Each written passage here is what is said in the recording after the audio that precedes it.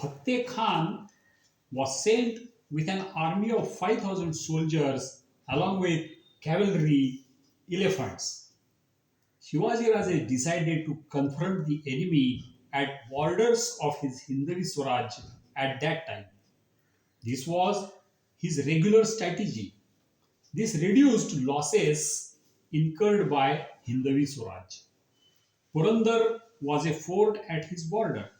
He requested the commandant of the fort to give him possession of the fort for a short period. Once he defeated Fateh Khan, he would leave the fort. This was an unimaginable request.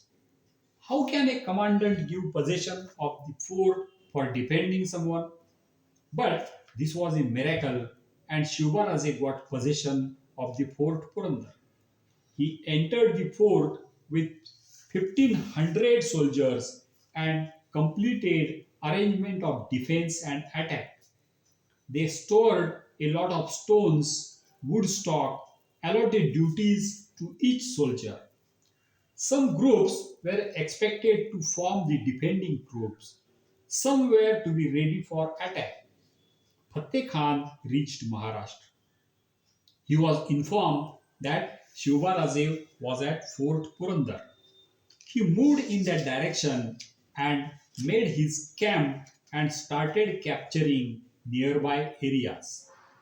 As per his confidence, capturing Purandar was a very easy task. There was no need to put a siege and waste time. He planned a straight attack. Mawla soldiers made small troops and attacked their camp suddenly. Before the enemy soldiers could become alert, prepare themselves, and start fighting, Mawlas would retreat and run away safely. In one such attack, the youth who was holding saffron flag was wounded.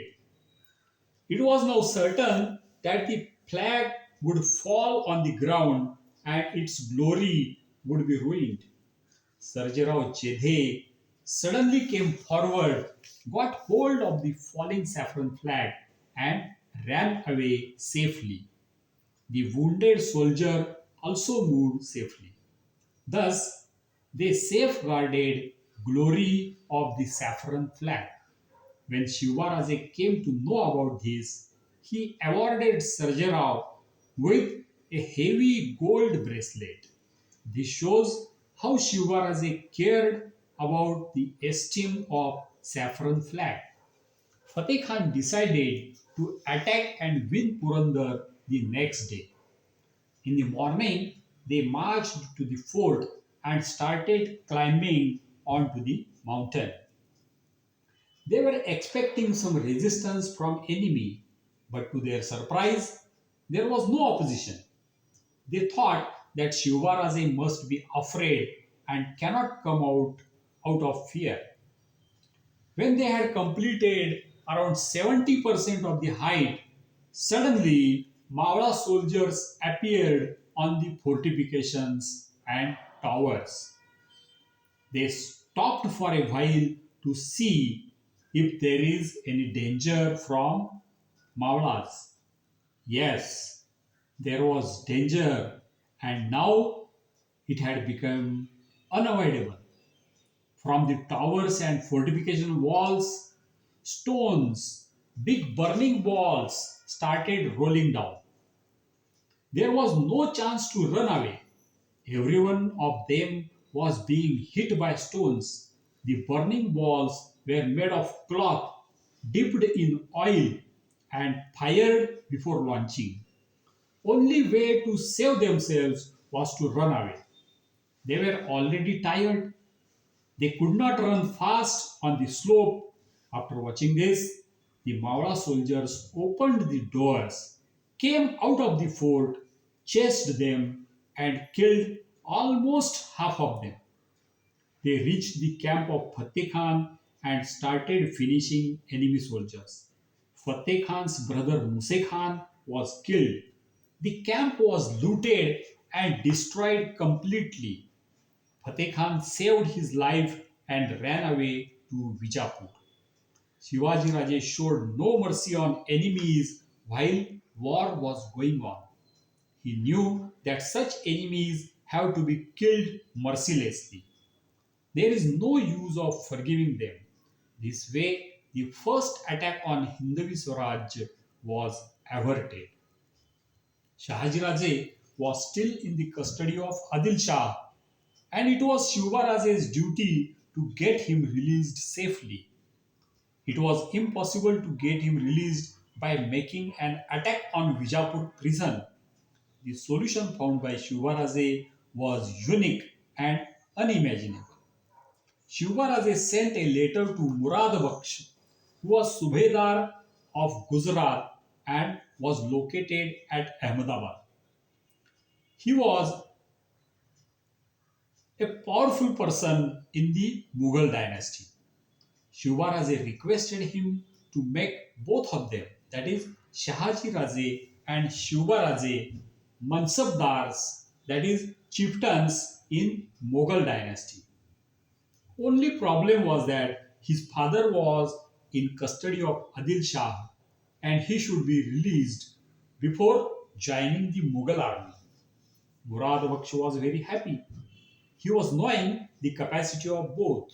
Also, the areas controlled by them were at the border of Mughals. Hence, it would be an important addition to their empire, and Murad Baksh could take credit for the same. He immediately sent letter to his father Shah Jahan, and Shah Jahan sent letter to Bijapur asking why his man Shahaji Raje was kept in jail. Adil Shah was shocked by this development. He did not want any immediate problem with Mughals. He convened a meeting of noblesmen and they together decided how to avoid wrath of Mughals. They have to release Shahaji Raje. But while releasing him, they decided to take care that he should not join Mughal army. If he did so, it would be a great problem for them.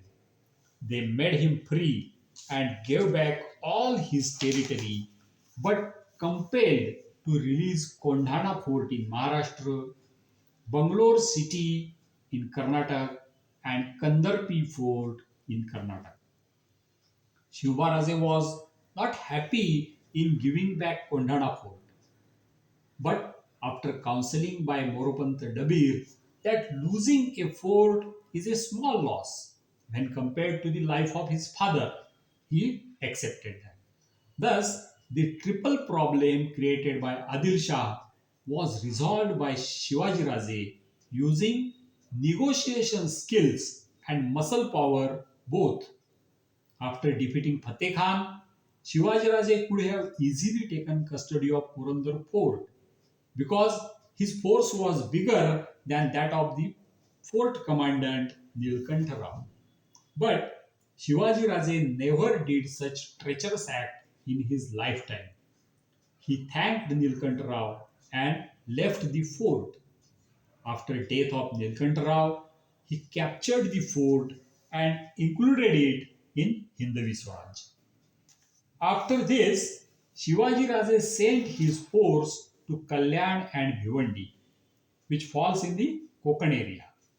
He looted the tax collected in that area, which was being sent to Vijapur. In this attack, several Muslim soldiers were killed. The daughter-in-law of the Adil Shahi officer of Kalyan was captured and brought to Shivaji Raje.